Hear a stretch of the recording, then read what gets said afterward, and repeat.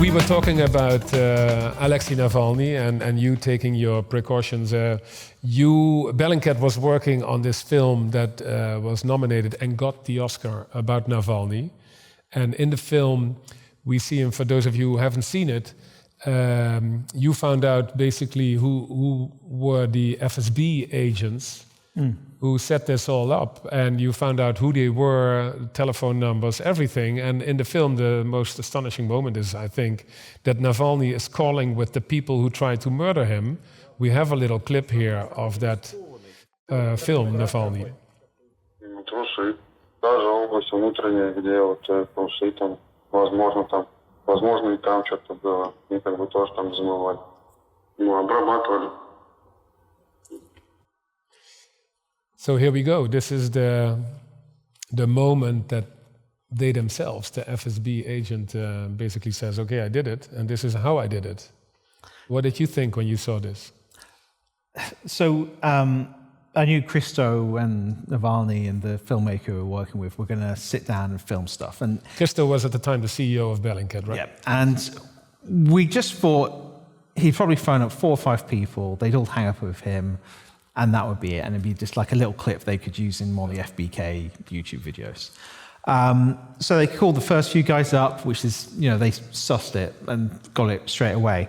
But Navalny said he wanted to try something different. And what they had got is a phone number spoofer.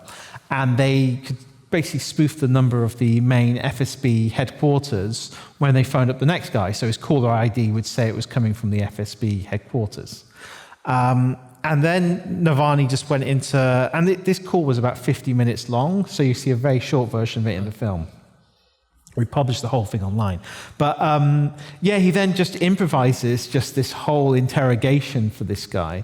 And, he was keeping his calm. If you watch the whole thing was 50 minutes long, and this guy was just giving him really intimate details of every single part of the assassination. We knew a lot of the kind of names and where they were at certain times, but we didn't know why. So we could compare what he was saying to information that we already had, and it all fit perfectly with everything we knew. So, and the guy just confessed to every single little detail of the assassination, and just, it really proved exactly what had happened. And what was the impact of this story? You won the Oscar, but what was the judicial impact? The thing is absolutely nothing, because this is something that happened inside Russia. It was, basically it's not up to anyone else to investigate it but Russia, and obviously Russia has no interest in doing that. Part of the reason we were looking into these assassinations, there were multiple assassinations, both inside Russia and outside of Russia by different teams. The reason we wanted to look into them is because no one else was going to look into them in the country itself, because the local media certainly wasn't going to be in a position to do that. And the authorities responsible for investigating it, in actually some cases, were the same team doing the poisonings. Yeah. So there was no real accountability possible whatsoever. In the film, Christo also states that how easy it was to find this information, telephone numbers, names, because people in Russia were willing to sell it for money. Now, this is an interesting topic for journalists, I think.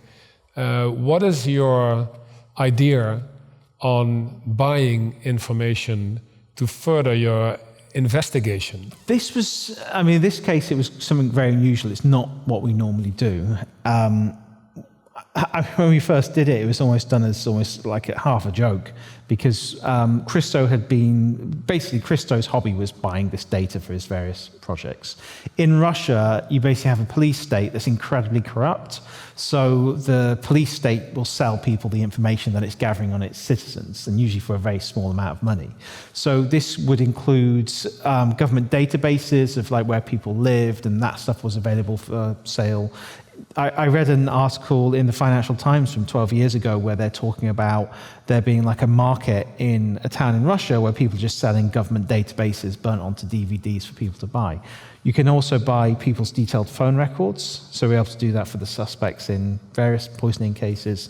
But it really started with the Skripal poisoning, and there the 2 identities of the suspects were made public.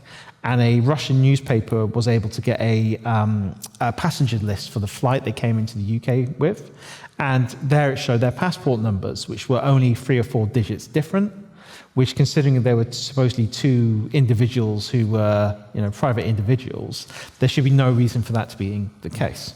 So we just kind of came up with the idea that maybe these guys are spies. So you can buy the registration form they use to register for their passports, and there's a copy of that on some government database that you can just go and buy for €10. So Christo went and brought that almost as a joke, but when it came back, it was like literally had the phone number of the Russian Ministry of Defense stamped on it, saying, call this number if you see this document. And it had an abbreviation for Secret Service stamped on it as well. So it's pretty obvious that these guys were not the sports nutrition salesmen they were claiming to be on Russia Today. So we were watching these 2 guys being interviewed by the head of Russia Today, claiming that they were sports nutrition salesmen who had come to Salisbury Cathedral to see the famous, and they were very specific, 123-meter spire, which is the first line of the Wikipedia entry. Yeah. And we would literally have the document in our hands saying that, no, they were actually working for the intelligence services. That easy it can be. For €10 you can buy evidence. Yeah, it's harder now because now they know. The government's cracked down on that sort of thing. Yeah. Since, we did stuff with it. Any questions?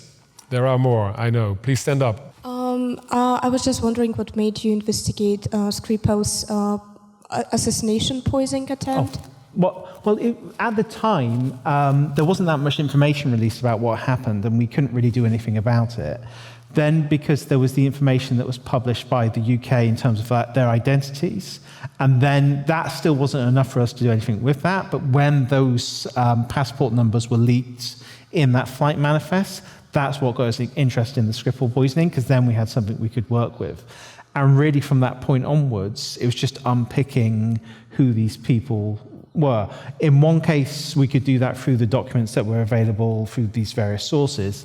In another one, we basically created a profile of the person we were looking for. We thought, well, he's operating abroad, so he looks about this age range. What military school would he have come from? And there's only one that made any sense. So then we went to that military school's website, where they had things like they had a wall of heroes, and people had been taking photographs of it, and he had his face on there because he was giving the Hero of Russia medal, and that had his real name underneath the picture of him that was very clear. Wow. So it was just like everything we unpicked, it opened up 10 new things to look at. Do you like puzzles? Only if they're in computer game format. I really hate doing Rubik's Cubes. I think they're stupid and annoying, and I don't know why anyone want to do it. But yeah, I like a puzzle that has a point to it. And that's what you do. So you are puzzling, and it has a point to it because it leads to a well-researched story. You were talking about Twitter and how it was in the beginning a great tool to get information from.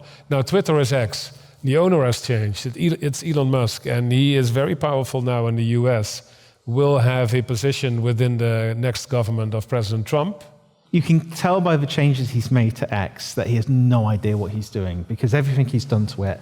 First, the verified tick marks, which completely devalued one of the most important things that people saw in Twitter was you had verified people.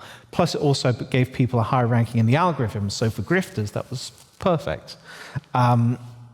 Also, because the kind of For You recommendations are being forced onto automatically, it's meant there's more reason for people to game those algorithms. He also restored a bunch of accounts that were banned for spreading false information, and those have been very, very active spreading false information about what's happening in Gaza at the moment. Yeah, but you also said he is full of shit. Yes, he is. Yes, because? I mean, one example of this is where he claimed that bellingcat was a psyop, a psychological operation, and then he was asked by a journalist why, and all he could say is that, bellingcat's a psyop. He doesn't have anything behind that. He just gets told something. Yeah. He's no different from a million other people who use the internet and just get sucked into conspiracy theories and, Is he dangerous? Well, I mean, with the amount of money he's got, I wonder how dangerous he's going to be in the Trump administration, because my feeling is what's probably going to happen is he'll do some stupid, drastic cut. It'll cause some huge problem. Donald Trump will then have to fire him, and then he's going to have a meltdown online about how unfair life is. But I just don't. It seems more. I'm hoping more for chaos than any real justice or intelligence coming from the Trump administration, because at least that'll hopefully mitigate some of the worst stuff they could be doing if they knew what they were up to.